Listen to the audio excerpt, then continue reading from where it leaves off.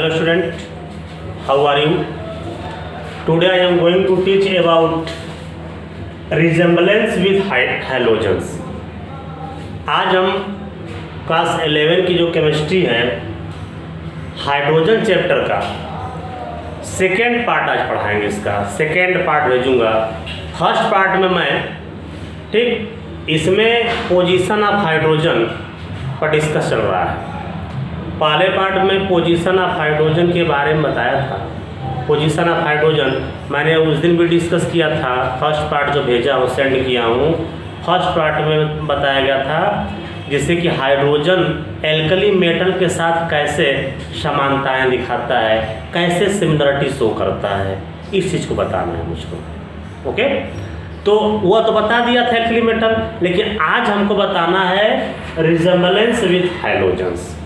जैसे बताया गया ना कि हाइड्रोजन जो है एक तरह का वांडरिंग एलिमेंट, उसका जो है पीरियाडिक टेबल में पोजीशन फिक्स नहीं है। उसका जो है पीरियाडिक टेबल में पोजीशन फिक्स नहीं है। वह पहले चैप्टर में भी पहले ग्रुप में भी पाया जाता है और 17 ग्रुप हाइड्रोजन ग्रुप में भी पाया जाता है।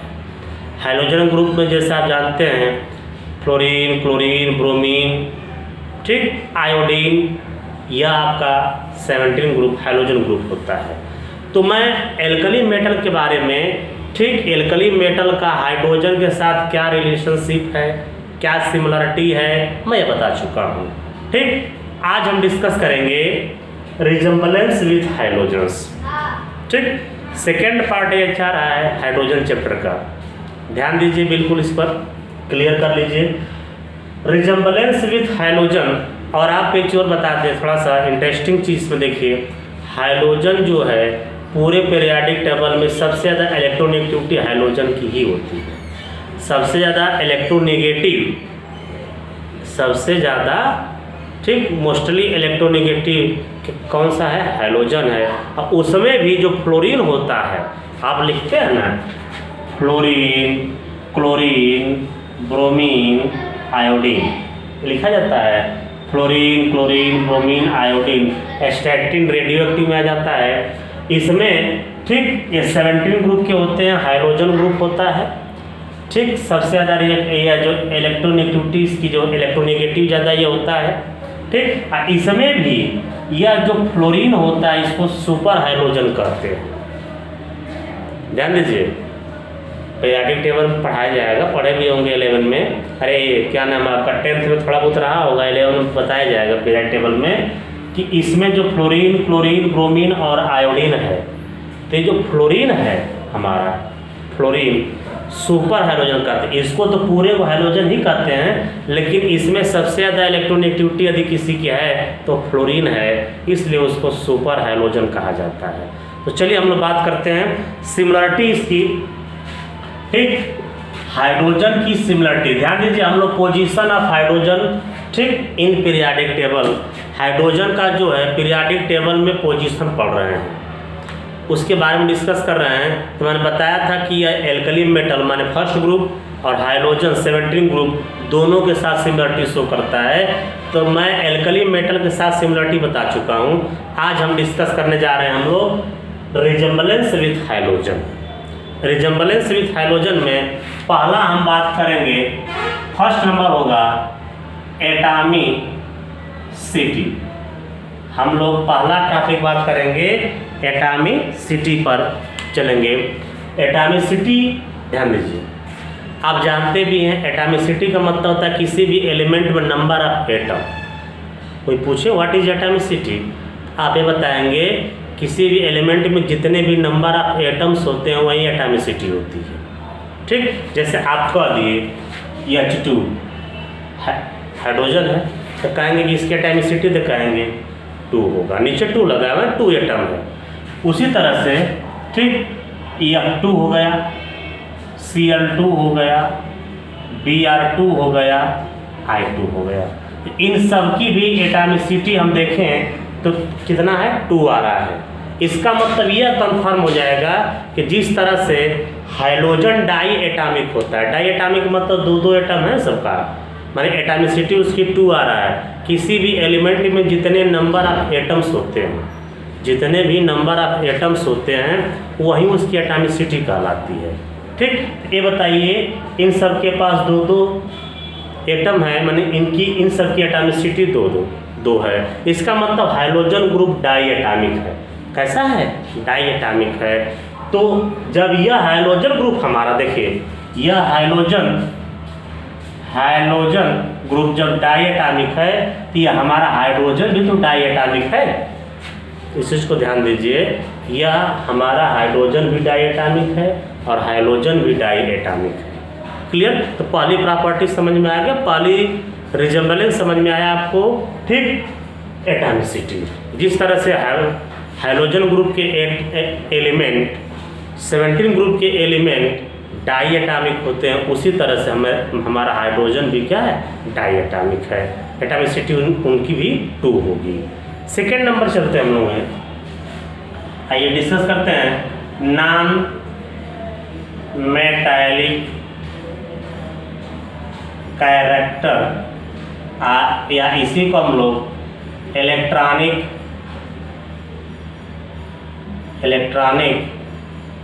कॉन्फ़िगरेशन के थ्रू पढ़ेंगे। अब सुनिए नॉन मेटैलिक कैरेक्टर। देखो यही तो बात होती है, हाइड्रोजन मेटल भी है और नॉन मेटल, दोनों का वर्क करता है। एल्कली मेटल के साथ मेटल का वर्क कर देता है इलेक्ट्रॉन यूज करके। और यहाँ पर जिस तरह से हमारे हाइड्रोजन ग्रुप के एलिमेंट इलेक्ट्रॉन गेन करके नॉन मेटल कैरेक्टर शो करते हैं, नॉन मेटैलिक कैरेक्टर शो करते हैं, उसी तरह से हाइड्रोजन भी 1 इलेक्ट्रॉन गेन करके जो है क्या करता है, वो भी नॉन मेटैलिक कैरेक्टर शो करता है। ठीक, आप जानते भी हैं जो या फ्लोरीन, क्लोरीन, ब्रोमीन, आयोडीन है, यह जो स्ट्रक्चर, ठीक, एक स्टेबल स्ट्रक्चर, ठीक, ऑब्टेन करने के लिए इसको मात्र 1 इलेक्ट्रॉन क्या होता है, 1 इलेक्ट्रॉन लेस होता है। उसी तरह से हाइड्रोजन भी आपका, हाइड्रोजन में एक ही होता है, वो भी 1 इलेक्ट्रॉन गेन करके सोचता है कि हम भी हीलियम का स्ट्रक्चर बना लें, हम भी हीलियम का स्ट्रक्चर बना लें। तो उसी तरह से देखिए, जिस तरह से जैसे हमारा क्लोरीन है, यह 1 इलेक्ट्रॉन गेन करके Cl- होता है, मतलब इलेक्ट्रॉन गेन कर रहा है। ठीक, ब्रोमीन है, यह भी 1 इलेक्ट्रॉन गेन करके Br- बनाता है, माने इलेक्ट्रॉन गेन करके इलेक्ट्रोनेगेटिव हो रहे हैं। क्या है? इलेक्ट्रोनेगेटिव हो रहे हैं, जिसका मतलब क्या है, नॉन मेटल है। तो उसी तरह से ठीक सिमिलरली हाइड्रोजन भी क्या करता है, 1 इलेक्ट्रॉन गेन। देखो हाइड्रोजन भी क्या करता है, 1 इलेक्ट्रॉन गेन करके यह भी हाइड्रोजन माइनस होता है। ठीक भाई, हम पे हाइड्रोजन का एक ही इलेक्ट्रॉन है, वो भी एक इलेक्ट्रॉन गेन कर लेगा और 2 बना लेगा, और 2 भी आपका हीलियम होता है। हीलियम भी इनर्ट गैस का स्ट्रक्चर है ना, हीलियम भी तो इनर्ट गैस है। इसका मतलब यह भी जो है हाइड्रोजन भी इलेक्ट्रॉन गेन करके इलेक्ट्रोनेगेटिव बनाता है। इसका मतलब यह जो है सिमिलरिटी किसको शो कर रहा है, हाइड्रोजन ग्रुप के साथ शो कर रहा है। और यह हाइड्रोजन की तरह हाइड्रोजन भी जो है नॉन मेटैलिक कैरेक्टर शो कर रहा है। ठीक, यह भी जो है नॉन मेटैलिक कैरेक्टर शो कर रहा है। इसका मतलब 2 टॉपिक समझ में आया आपको, एटॉमिसिटी और एक है नॉन मेटैलिक कैरेक्टर है, या इलेक्ट्रॉनिक कॉन्फ़िगरेशन के थ्रू समझा देंगे। तो क्लियर हो गया 2 चीज़। हम चलते हैं 3rd नंबर पर, डिस्कस करते हैं हाइड्राइड्स एंड हाइलाइट्स। इसको नेक्स्ट है हाइड्राइड एंड हाइलाइट। देखिए 3rd number hydride and highlight. Hydride and highlight है, हाइड्राइड एंड हाइलाइट की बात हम करेंगे। देखिए हाइड्राइड एक तरफ कर दे रहा हूँ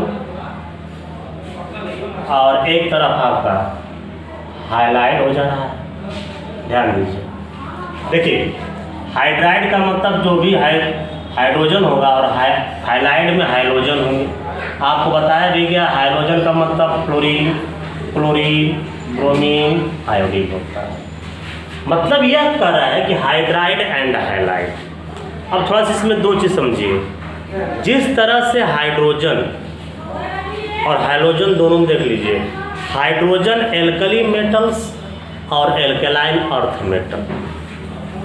सुनिए, कभी कोई पूछा जाए कि पीरियाडिक टेबल में, ठीक, आप 11 में हैं, आप लोग क्लास 10 से आए हैं, उसमें पीरियाडिक टेबल था, ठीक, थोड़ा इंट्रोडक्शन भी पढ़े उसमें आप हैं, ठीक। पीरियाडिक टेबल का जो फर्स्ट ग्रुप होता है, पीरियाडिक टेबल का जो फर्स्ट ग्रुप होता है उसको एल्कली मेटल्स, और जो सेकेंड ग्रुप होता है उसको एल्कलाइन अर्थ मेटल कहते हैं। क्लियर?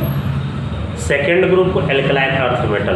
तो हाइड्रोजन जो होता है, ठीक, alkali metal and alkaline earth metal दोनों के साथ रिएक्शन करके हाइड्राइड बनाता है।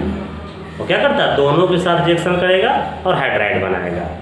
हम एग्जांपल लेते हैं। और उसी तरह से, ठीक, एल्कलाइन अर्थ मेटल और एल्कली मेटल्स दोनों के साथ हाइड्रोजन भी रिएक्शन करेगा और उसके साथ हाइलाइड बनाएगा।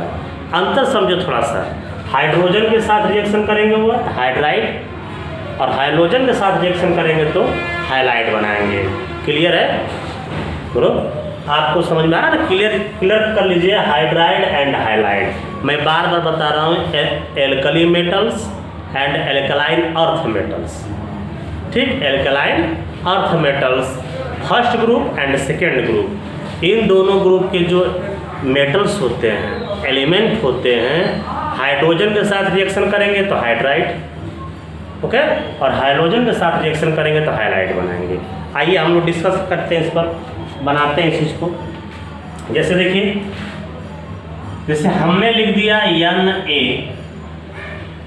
प्लस H2, इसके आगे भी कर दिए, यह बन गया 2NaH, सोडियम एंड हाइड्रोजन। ये रिएक्शन करके सोडियम हाइड्राइड बनाएंगे। यह क्या बनाएंगे? सोडियम हाइड्राइड, ठीक। सुनिए, यह जो है एल्कली मेटल्स है, यह क्या है? एल्कली मेटल्स है, ठीक, और हाइड्रोजन से रिएक्शन कर रहा है।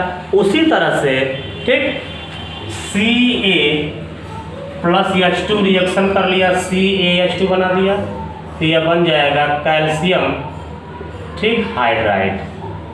यह क्या बनाएगा? कैल्शियम हाइड्राइड, ठीक। और यह जो कैल्शियम है यह एल्कलाइन अर्थ मेटल्स है, ठीक। यह फर्स्ट ग्रुप का है और यह पीरियोडिक टेबल में सेकेंड ग्रुप का है। बात समझिए, क्लियर कर लीजिए बात आप लोग, ठीक, ध्यान दीजिए इस पर, ठीक। हाइड्रोजन जो है alkali metals and alkaline earth metal. Alkali metals का मैं एक एग्जांपल सोडियम लिया हूँ, एल्कलाइन अर्थ मेटल का एक एग्जांपल मैं कैल्शियम लिया हूँ। इन दोनों के साथ हाइड्रोजन रिएक्ट करके हाइड्राइड बनाता है। सोडियम के साथ रहेगा तो सोडियम हाइड्राइड, ठीक, कैल्शियम के साथ रहेगा तो कैल्शियम हाइड्राइड। उसी तरह से, ठीक, यहाँ देखिए, यही जो Na है, ठीक, हाइड्रोजन के साथ, मान लीजिए हाइड्रोजन में हम Cl2 कर लिए, इनके साथ रिएक्शन कराएंगे तो इसके आगे 2 लग जाएगा, तो यह रिएक्शन करके 2NaCl बना देगा। और Ca के साथ रिएक्शन करके CaCl2 बना देगा, CaCl2 बना देगा। क्लियर है? तो इतना समझ में आया, ठीक। मैंने क्या बताया? सोडियम क्या है? एल्कली मेटल्स है, और कैल्शियम क्या है? Alkaline earth metals. इसका मतलब यह जो है सोडियम क्लोराइड बना रहा है, ठीक, और यह क्या बना रहा है? कैल्शियम क्लोराइड बना रहा है। क्लियर? तो इसका मतलब समझ में आ गया, hydride and highlight, hydride and highlight. Clear हो गया, ठीक, कि हाइड्रोजन जो है alkali metals and alkaline earth metal के साथ रिएक्शन करके, ओके, रिएक्शन करके हाइड्राइड बनाते हैं। तो उसी तरह से हाइड्रोजन भी जो है alkali metals and alkaline earth metal के साथ रिएक्शन करके, ठीक, जो है उसका हाइलाइट बनाता है। हाइड्रोजन हाइड्राइड बनाएगा और यह हाइलाइट बनाएगा। चलते हैं नेक्स्ट प्रॉपर्टी। 3 प्रॉपर्टी हो गई, हम चलते हैं 4th नंबर पर, बात करते हैं 4th नंबर पर चल करके, ठीक। देखिए, फोर्थ नंबर का आइए, फोर्थ नंबर में दिया है substitution of hydrogen by halogen. Substitution of hydrogen by halogen, substitution of hydrogen by halogen. ठीक, देखिए अब हाइड्रोजन और हैलोजन में एक चीज़ और देख ली सिमिलरिटी, हाइड्रोजन के थ्रू हाइड्रोजन एक दूसरे से सब्स्टिट्यूट किए जाते हैं, रिप्लेस किए जाते हैं। ठीक, उनका सब्स्टिट्यूशन किया जाता है। जैसे फॉर एग्जांपल आइए, जैसे मैं लिख दिया CH4। ठीक, CH4 में यह जो 4 हाइड्रोजन है ना आपका, बोलिए, तो इसमें हम ले लें Cl2, सनलाइट H न्यू या सनलाइट दिखा देंगे। ठीक, इसमें जो है हाइड्रोजन, देखो यह हाइड्रोजन है, क्लोरीन क्या है, हाइड्रोजन है, इसका एक एटम, क्लोरीन का 1 एटम इसके 1 हाइड्रोजन एटम को रिप्लेस करेगा, मतलब यह बन जाएगा CH3Cl+। ध्यान दीजिए, यह एक तरह का सब्स्टिट्यूशन रिएक्शन का भी एग्जाम्पल है। सब्स्टिट्यूशन रिएक्शन का भी एग्जाम्पल अब देख लीजिए, यही है। फिर CH4+ क्या दिया है, Cl2, यह क्लोरीन का 1 एटम जो है इसमें के जो यह हाइड्रोकार्बन दिया है, हाइड्रोकार्बन है ना, मेथेन, इसके 1 हाइड्रोजन एटम को रिप्लेस करता है। यह जो हाइड्रोजन एटम यहाँ से रिप्लेस होता है और एक जो Cl आपका बचा रहेगा वह HCl बना लेंगे। ठीक, इस तरह से ये क्या हुआ हमारा substitution of hydrogen by halogen, माने हाइड्रोजन के द्वारा हाइड्रोजन को सब्स्टिट्यूट किया जाता है, रिप्लेस किया जाता है, वहाँ से हटाया जाता है। आप चाहें यह रिएक्शन 4 स्टेप में हो सकती है। ठीक, इसमें 4 कार्बन है, अरे 4 हाइड्रोजन है, 4 हाइड्रोजन है, 4 हाइड्रोजन है, तो यह रिएक्शन 4 स्टेप में चलेगा। रिएक्शन कहाँ होगा, 4 स्टेप में होगा। कैसे, देखिए इस चीज़ को। ठीक, अब फिर इसको यदि आपको करना होगा तो CH3Cl ले लीजिए, लिख दिए CH3Cl + Cl2, सुनिए H न्यू कर लेंगे, फिर इसका एक Cl इसके एक H को हटाएगा, तो यह हो जाएगा CH2Cl2 + S। ठीक, मतलब इसी तरह से पूरा रिएक्शन हो जाएगा और इसके जितने भी हाइड्रोजन रहेंगे वह सब सब्स्टिट्यूट हो जाएंगे, सब हटा दिए जाएंगे। जैसे एक Cl इसके एक H को हटा दिया, 3 H है, 3 हाइड्रोजन है, ये हो जाएगा CH2Cl2, एक H हट गया और फिर जो H हटा रहेगा वह HCl बार हो जाएगा। फिर आप चाहें, ठीक, तो CH2 ले लीजिए, Cl2 जो यह प्रोडक्ट मिला था, फिर रिएक्शन करा दीजिए Cl2 के साथ। फिर अगले रिएक्शन में इसका एक Cl एटम, क्लोरीन एटम, इसके एक H को रिप्लेस करता है, मतलब ये हो जाएगा CHCl3 + HCl। इसी को आप क्लोरोफार्म कहते हैं, CHCl3 को ही क्लोरोफार्म कहते हैं। अभी भी देखो, अभी भी एक H बचा है, अभी भी क्या है, एक H बचा है। इस एक H को फिर रिएक्शन करा देंगे, CHCl3 + Cl2 कर देंगे हम लोग, तो रिएक्शन हो जाएगा, ये हो जाएगा CCl4 और प्लस हो जाएगा HCl। CCl4 प्लस क्या होगा, HCl हो जाएगा। क्लियर, ये हो जाएगा हमारा HCl। इसका मतलब इसमें जितने भी हाइड्रोजन थे मेथेन के, सब हाइड्रोजन द्वारा, क्लोरीन एटम द्वारा रिप्लेस हो गया। ठीक, लास्ट आपका आयोनाइजेशन एंथैल्पी भी बताई जाती है। देखिए आयोनाइजेशन एंथैल्पी जो वैल्यू होता है, ठीक, हाइड्रोजन ग्रुप, ठीक, हाइड्रोजन ग्रुप और हाइड्रोजन एटम का लगभग बहुत क्लोज होता है, बहुत ज़्यादा का डिफरेंस नहीं होता है, जबकि एल्कली मेटल में ज़्यादा डिफरेंस होता है। हम यदि चाहें अगला पॉइंट ऑफ डिफरेंस दे करके आयोनाइजेशन एंथैल्पी भी बता सकते हैं। सिमिलरिटी में हाइड्रोजन का हाइड्रोजन के साथ जो सिमिलर होना है, जो सिमिलरिटी है, आप चाहें तो आयोनाइजेशन एंथैल्पी के थ्रू भी बता सकते हैं। आयोनाइजेशन एंथैल्पी बताया जाएगा किसी भी एटम से, आइसोलेटेड एलिमेंट से, ठीक, एटम से इलेक्ट्रॉन को रिमूव करने में जो एनर्जी, इसको बताया जाएगा जब आपको पढ़ाया जाएगा पीरियाडिक टेबल तो बताया जाएगा, या क्लास 10th में थोड़ा बहुत बताएगा तो जानते होंगे। आयनाइजेशन एंथैल्पी, ठीक, हाइड्रोजन और हाइड्रोजन का लगभग क्लोजअप होता है, बहुत ज़्यादा अंतर नहीं होता है। तो अब इतना पॉइंट बता दिए, मुझे जहाँ तक उम्मीद होगी कि आपको समझ में आ गया होगा, ठीक। रिजेम्बलेंस विथ हाइड्रोजन, तो ये बताइए क्या हम लोग का क्लियर हुआ। हमने फर्स्ट पार्ट में जो वीडियो भेजा था उस दिन मैं हाइड्रोजन का इंट्रोडक्शन पढ़ाया था, ठीक, कैसे सर्च हुआ था, किसने उसका नाम लिया था, किसने हाइड्रोजन वर्ड का नाम लिया था, किसने हाइड्रोजन बोला था उसको, ठीक, हाइड्रोजन वर्ड दिया था। इसके बाद मैंने हाइड्रोजन का पीरियाडिक टेबल में जो है सिमिलरिटी बताया, उसका पोजीशन बताया।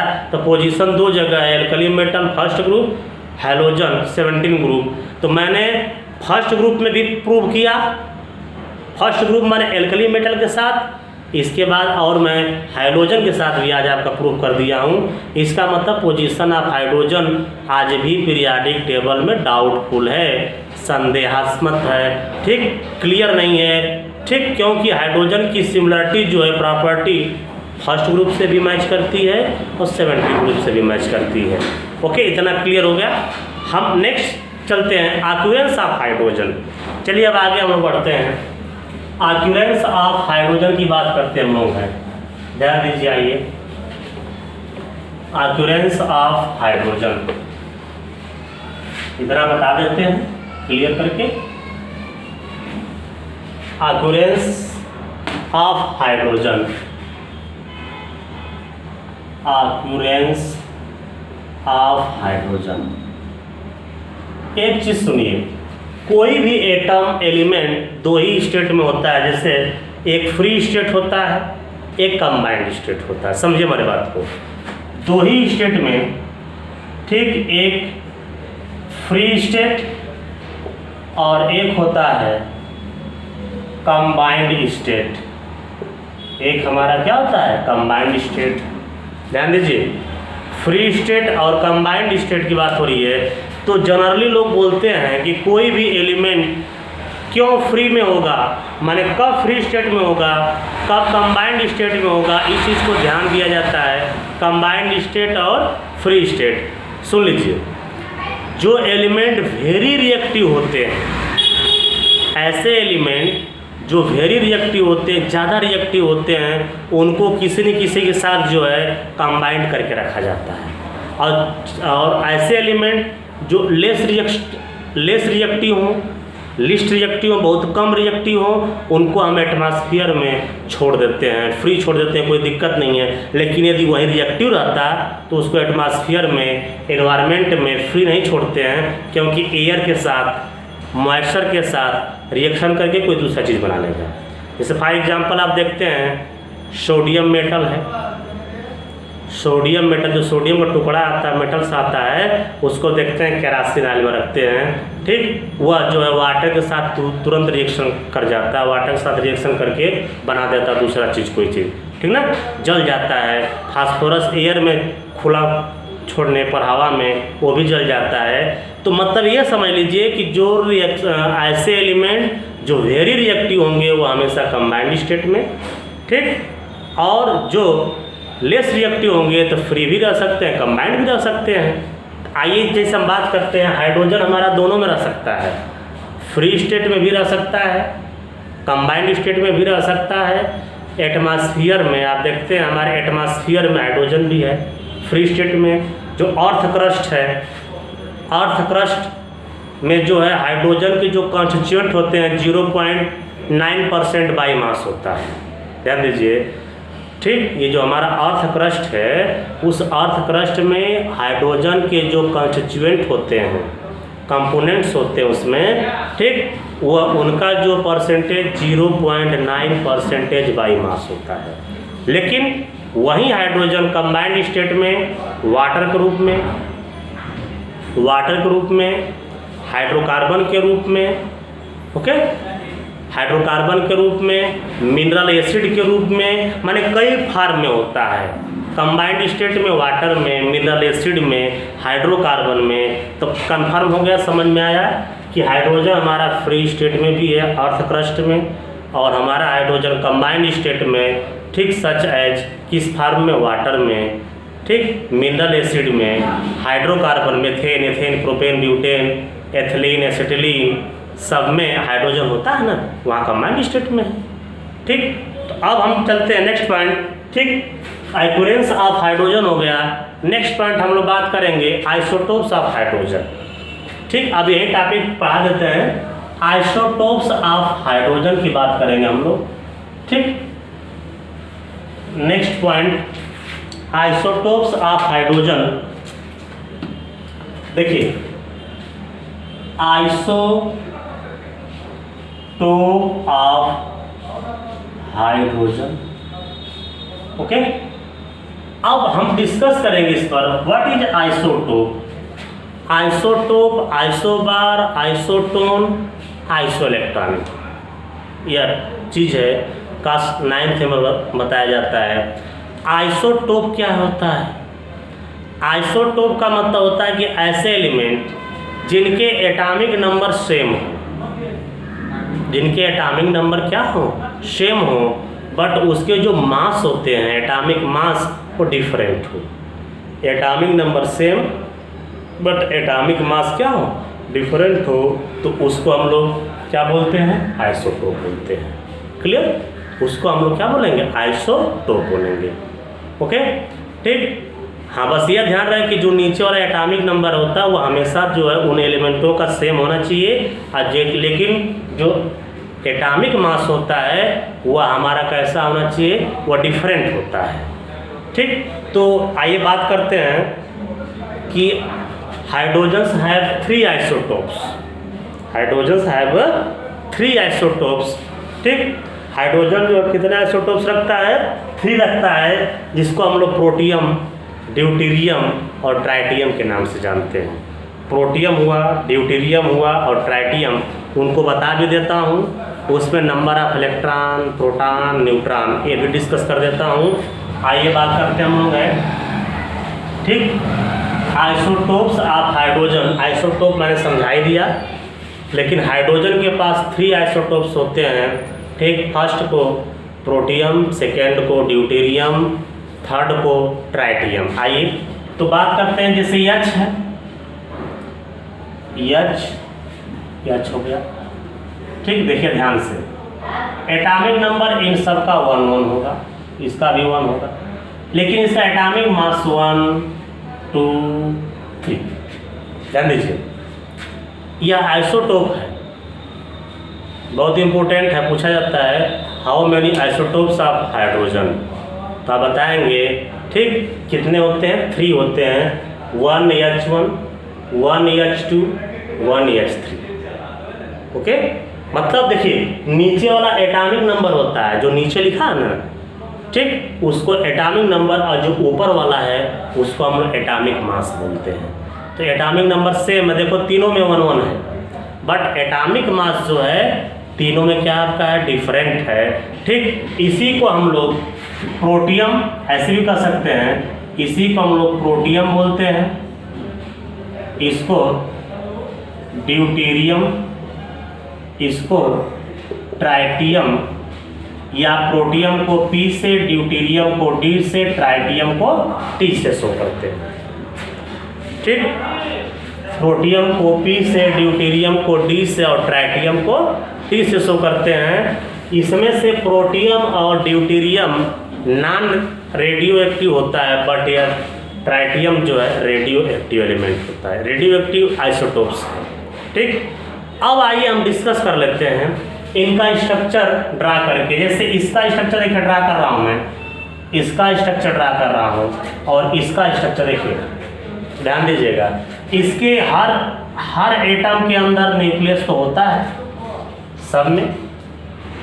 ठीक, अब यहाँ बात आती है, प्रोटॉन की बात है।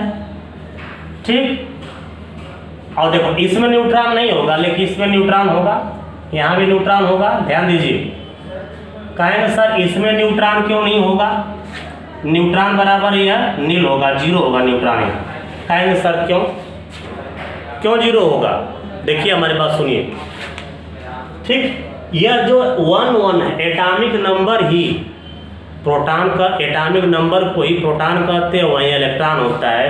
एटॉमिक नंबर 1 है, इसका मतलब सब में इलेक्ट्रॉन 1 होगा, सब में इलेक्ट्रॉन एक ही होगा, ठीक ना। लेकिन अब प्रोटॉन भी सब में 1 होगा। ध्यान दीजिए, एक एक को समझिए पहले, हमारे बात सब समझ में आ जाएगा, क्लियर हो जाएगा। आइसोटोप का नाम बताया, उसका स्ट्रक्चर ड्रा कर दे रहा हूँ मैं, ठीक। सबसे पहले देखिए, जो एटॉमिक नंबर रहता है वही atomic number of electron and number of proton होता है। तो बताइए, सबका एटॉमिक नंबर 1 है, सबका 1 है, इसका मतलब इलेक्ट्रॉन सब में 1 होगा, ठीक। सब में प्रोटॉन 1 होगा, बट न्यूट्रॉन निकालने के लिए, आप क्लास 9th में बताया गया होगा, न्यूट्रॉन निकालने के लिए हमेशा एटॉमिक मास जो ऊपर वाला होता है उसमें से नीचे वाले को माइनस कर देते हैं, ठीक। ये भी आपका है, ऊपर वाले एटॉमिक मास में से एटॉमिक नंबर क्या करेंगे, माइनस कर देते हैं। ये बताइए, इसका मैं 0 लिखा हूँ ना, यदि 1 - 1 करेंगे, 1H1 है तो 1 - 1 0 ही ना आएगा। यहाँ से 2 - 1 करेंगे तो प्रोटॉन, यहाँ न्यूट्रॉन 1 आएगा। यहाँ 3 - 1 करेंगे तो यहाँ न्यूट्रॉन कितना आएगा, 2 आएगा। क्लियर है ना इतना, ठीक। तो कोई पूछे, कभी भी पूछ दे कि प्रोटियम में नंबर ऑफ न्यूट्रॉन, कहेंगे 0 होता है। क्या होता है, 0 होता है। क्लियर हो गया। तो आइसोटोप्स ऑफ हाइड्रोजन समझ में आ गया, प्रोटियम, ड्यूटेरियम, ट्राइटियम, इनका स्ट्रक्चर भी मैं ड्रा कर दिया, बता दिया। इसमें number of electron, neutron, proton भी ड्रा कर दिया। तो बस आज की वीडियो में इतना ही। यदि वीडियो हमारा अच्छा लगा हो, आप हमारे चैनल को सब्सक्राइब कीजिएगा, लाइक एंड शेयर कीजिएगा। Okay, thanks.